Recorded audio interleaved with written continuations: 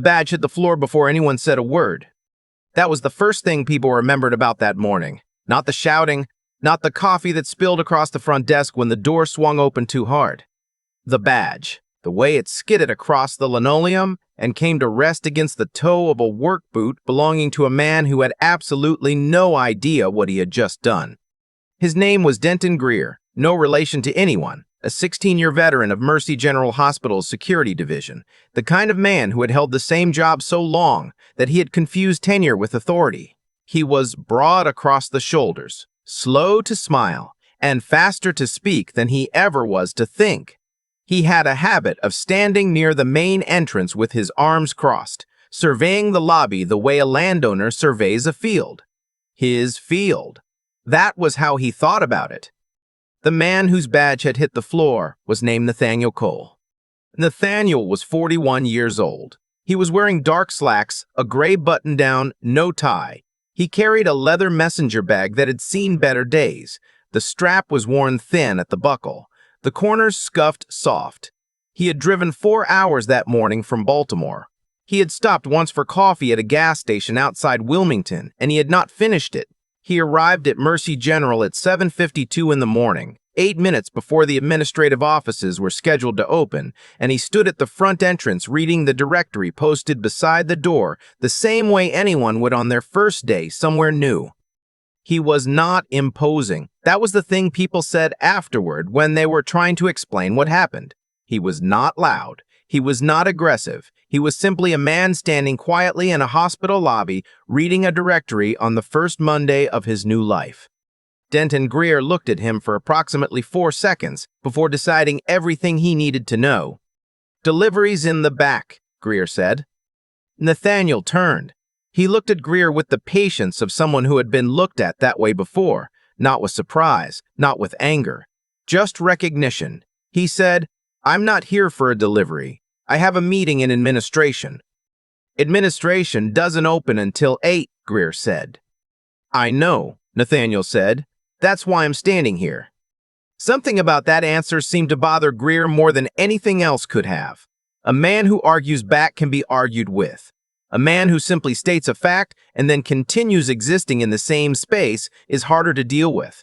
Greer stepped forward. Not a lot, just enough. "Who are you here to see?" "Director Pullen's office." Greer looked at him again, looked at the messenger bag, looked at the slacks, the worn strap, the gas station coffee stain that Nathaniel hadn't noticed yet on the cuff of his sleeve. Greer made a calculation. It was the wrong one. "I'm going to need to see some ID," he said. Nathaniel reached into his bag. He pulled out a lanyard, standard issue, the kind the HR office had mailed him 3 weeks prior, along with his parking pass and his benefits enrollment packet. He held it up. The badge read, Nathaniel Cole, COC, Chief Medical Officer, Mercy General Hospital, Sister, Mercy General Hospital, Sir. Greer looked at it. Then Greer did the thing that no one watching would have predicted, and that everyone watching would never forget. He reached out and snatched the badge out of Nathaniel's hand. Not aggressively, in the way of a man who is trying to fight, in the way of a man who does not believe what he is seeing and wants to inspect it more closely, as if the badge itself might be lying. He turned it over, looked at the back, looked at the front again. His mouth formed a shape that was almost a smirk. "This isn't how we verify credentials here," he said. "You're going to need to wait outside until someone from administration can come down and confirm." Nathaniel said, "Give me back my badge." Greer didn't. He held it at his side, the way you hold something you confiscated, the way you hold something that belongs to you now. And he said, "I don't know where you got this, but I've worked here for 16 years, and I've never seen your face. That would be because today is my first day." "Uh-huh." And then Greer said something else. It was quiet. Quiet enough that the woman at the front desk, whose name was Paulette, and who would later give a full written account of every word, had to lean forward slightly to hear it. Greer said, "People like you don't just walk into the CMO office. That's not how this works." The lobby was not empty. There were 3 people in the waiting area. A facilities worker pushing a mop cart who had slowed to a stop near the corridor. Paulette, who had gone very still behind her desk, and a young radiology resident named Benji, who had come in early to check his schedule, and who stood near the elevator holding his bag with both hands, watching. Nobody said anything. Nathaniel looked at Greer for a long moment. Then he looked at Paulette. He looked at Benji. He looked at the facilities worker. He looked at each of them in turn, the way you look at people when you want them to understand that you see them seeing you. Then he said, "I'd like my badge back, please." Greer set it on the front desk, not in Nathaniel's hand. He slid it across the surface the way you slide something back to someone after you've determined it isn't worth keeping. Nathaniel picked it up. He put it back in his bag. He did not put it around his neck. He walked to the row of chairs along the far wall, and he sat down, and he took out his phone, and he began to reply to an email. Greer watched him for a moment longer than was necessary. Then he went back to his post near the door with his arms crossed. Nobody in that lobby knew, except for Nathaniel, that his phone was also recording audio. He had turned it on in the parking lot. This was not the first time something like this had happened to Nathaniel Cole, and that was the part that most people struggled to sit with when the story came out later. They wanted it to be a singular event, an aberration, one bad apple in a hospital lobby on one particular Monday morning. They wanted to be surprised. The truth was that Nathaniel had stopped being surprised years ago. He had grown up in West Baltimore, the second of 4 children. His father drove a city bus. His mother worked as a billing coordinator at a dental office for 22 years without a single sick day. She was proud of that number, mentioned it often. Nathaniel had been accepted to Johns Hopkins School of Medicine at 24 after finishing his undergraduate degree in 3 years. His residency had taken him to Chicago, then to Houston, then back to the East Coast. He had spent the last 7 years as Deputy Chief of Medical Operations at a hospital system in Maryland, where he had cut the average patient discharge time by 31% and reduced readmission rates to the lowest in the state. 3 months before this Monday morning, the Board of Mercy General had made a unanimous decision. They needed a chief medical officer. They had done a national search. The search had ended with Nathaniel. He had not told many people. He was not a man who announced things. He believed that results made the announcement for you, and he had believed this for long enough that it had become something close to a philosophy. He had also, after years of being underestimated in ways small and large, developed what he privately thought of as a practice of patience, not the passive kind, not the kind that swallows what it feels and pretends everything is fine, the active kind, the kind that waits, watches, collects, and then decides, carefully, what to do with what it has gathered. When he had turned on the recording app in the parking lot that morning, it was not an act of suspicion. It was habit. The way some people check their mirrors before pulling out of a space, just in case. When the administrative offices opened at 8 o'clock, a woman named Dana from HR came down to collect Nathaniel and escort him upstairs. She had been briefed on his arrival. She had a printed copy of his onboarding schedule and a temporary key card and a slightly apologetic smile that suggested she had noticed something in the lobby on her way to the elevator, but didn't yet know how to ask about it.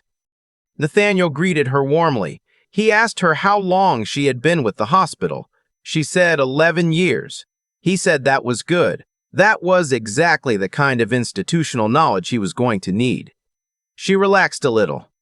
In the elevator, she said, "Was everything okay down there?" He said, "I'm sure it will be." She didn't push it.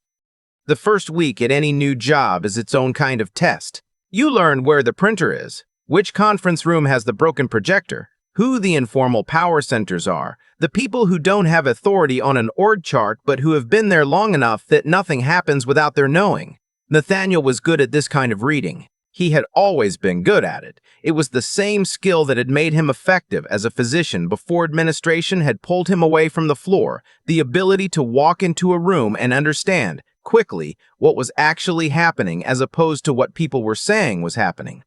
By Wednesday, he had met every department head. By Thursday, he had done walkthroughs of the ICU, the surgical floor, the emergency wing, and the long-term care unit on the 3rd floor. He took notes by hand in a small notebook with a dark blue cover. He asked questions that people didn't expect a new CMO to ask, Not about budgets or metrics, but about whether the night nurses had enough coverage, about whether the residents felt they could raise concerns without fear, about what the biggest operational frustration was that nobody had ever fixed. On Friday morning, he was in his office reviewing the incident reports from the prior quarter when his assistant knocked and said that Denton Greer was outside and had asked whether the CMO had a moment. Nathaniel said he did. Greer came in wearing his uniform. He stood just inside the door with his hat in his hands.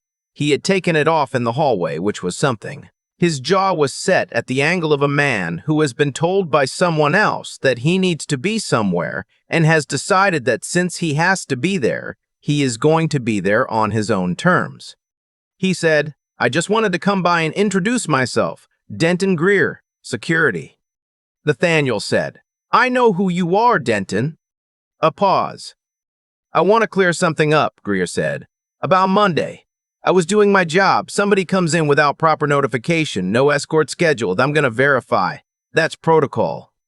"Is it protocol to withhold someone's credential while you decide whether to believe it?" Greer's jaw tightened. "I was verifying." "You held my badge for 6 minutes," Nathaniel said. He said it the same way he might read a patient's vitals back to a nurse, factually, without heat. "You told me, and I'm going to quote you here, that people like you don't just walk into the CMO office. I'd like to understand what you meant by that." The color that moved across Greer's face was not anger exactly. It was something adjacent to panic, the particular kind that arrives when a person realizes, too late, that the thing they said quietly was heard clearly. "I was referring to unescorted visitors," he said. "Were you?" It was not a question. Nathaniel let it sit. "I have a recording of the conversation," Nathaniel said. "I've listened to it several times. I want to make sure I'm being fair to you before I bring this to HR and to the board, so I'll ask you again, what did you mean?" The hat was rotating in Greer's hands now, slowly. He said, "I think there may have been a miscommunication." "Is that what we're calling it?" Another silence. This one longer. "I've been at this hospital for 16 years, Greer said. And there was something in his voice now that Nathaniel recognized. Not remorse, not yet, but the first distant cousin of it. The awareness that the ground had shifted and there was no getting back to where he'd been standing before. "I know," Nathaniel said, "and I've read your file. Your record is mostly good. 1 complaint in 2019, resolved. 2 commendations for handling difficult situations in the ER waiting room. You know this building. You know the people in it." He paused. "Which is exactly why what happened on Monday concerns me, because you've had 16 years of practice looking at people who walk through that door and deciding in about 4 seconds what category they belong in. And I need to know whether that habit has affected other people the way it affected me." Greer didn't answer. "We're going to talk again," Nathaniel said, "with HR present. And I'd like you to think, between now and then, about every interaction in the past year where a visitor or a new staff member made a complaint about their experience at the front entrance and how it was handled, because I'm going to be looking at those too." Greer left. He did not say goodbye. Nathaniel sat alone in his office for several minutes after the door closed. He looked at the notebook on his desk with the dark blue cover. He had written 1 sentence at the top of the first page, the night before he started. It was something his mother had told him when he got into medical school, and he'd called to tell her, and she had been quiet for a long time before she spoke. She had said, "Do good work. Make them look at what you built, not at what they assumed." He had written it down because he was afraid he'd forget it someday, on a morning like Monday, when someone in a lobby decided in 4 seconds who he was. The HR meeting happened the following Tuesday. It was attended by Nathaniel, Greer, the HR director, the hospital's legal counsel, and, because Nathaniel had requested it, the chief of security, a woman named Fales, who had been managing the department for 9 years and who had received the recording by email on Wednesday evening and had listened to it twice in her car before going back inside. Greer, to his credit, did not pretend the recording didn't say what it said. His union rep had advised him correctly that the path forward was not denial. What happened in that meeting was not a firing, not immediately. What happened was a process, a careful, documented legal process. The kind that Nathaniel had insisted on, not because he was protecting Greer, but because he believed that a process done correctly protected everyone, including the institution, and he was now responsible for the institution. Greer was placed on administrative leave while a formal review was conducted. That review included interviews with 17 current and former staff members who had passed through the main entrance during Greer's shifts over the past 2 years. 3 of them described incidents they had never formally reported. 2 nurses and a physician assistant, all of them people of color, all of them describing variations of the same experience, the extended scrutiny, the request for unnecessary verification, the tone. The review took 3 weeks. At the conclusion of the review, Greer was offered a choice, termination, or a transfer to a non-public-facing role in the facilities department, combined with a mandatory training program on equitable conduct and implicit bias, to be completed within 60 days. Completion of the program would not restore his security position. It would simply mean that he left the hospital with his pension intact. He chose the transfer. Nathaniel was not in the room when that decision was communicated to Greer. He had made his position clear to HR and to legal, and then he had stepped back and let the process work. He thought this was the right thing to do. He also thought that being present for the moment of someone's consequence was a kind of witnessing he didn't need to do. He had been in the lobby. He had been the person. That was enough.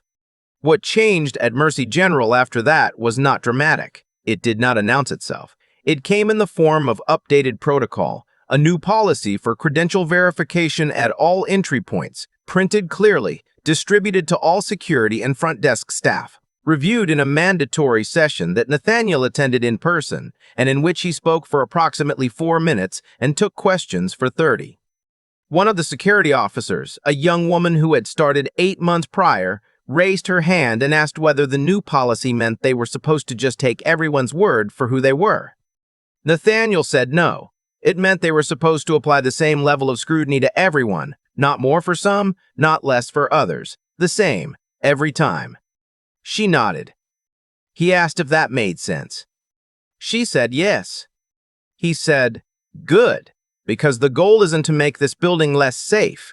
The goal is to make it safe for everyone who walks through the door, including the people who work here." 3 months after that, the hospital conducted its first ever staff experience survey. The response rate was 68%, unusually high for an institution that size. The results showed that trust in hospital leadership had increased significantly compared to the prior year's survey before Nathaniel had arrived. The lowest scores were still in night shift nursing coverage and cafeteria hours, which Nathaniel had already known about and which were being addressed. The lobby at Mercy General looked exactly the same as it had on the first Monday morning when Nathaniel Cole had stood at the directory and read the department listings in alphabetical order. Same linoleum, same chairs along the far wall, same morning light coming in through the glass doors at a low angle that made the whole entrance glow for about 40 minutes each day before the sun moved on. But something had shifted. People who had worked there for years and were asked to describe it later had trouble articulating exactly what it was. Paulette, at the front desk, said it felt like the air pressure had changed, like when a storm passes and the atmosphere settles into something cleaner. The radiology resident, Benji, who had stood near the elevator that first morning holding his bag with both hands, said he noticed that he started saying good morning to the security staff when he came in, and that they started saying it back, and that he wasn't sure who had started it first. Nathaniel Cole did not give an interview about what had happened. He was asked twice by a local healthcare publication and once by a staff member who ran an internal newsletter, and both times he said the same thing, that there was nothing unusual about what had occurred, that every institution has the capacity to examine itself and to do better, and that the most important work at Mercy General was the work being done on the floors, in the operating rooms, in the rooms where people were trying to heal. He meant it.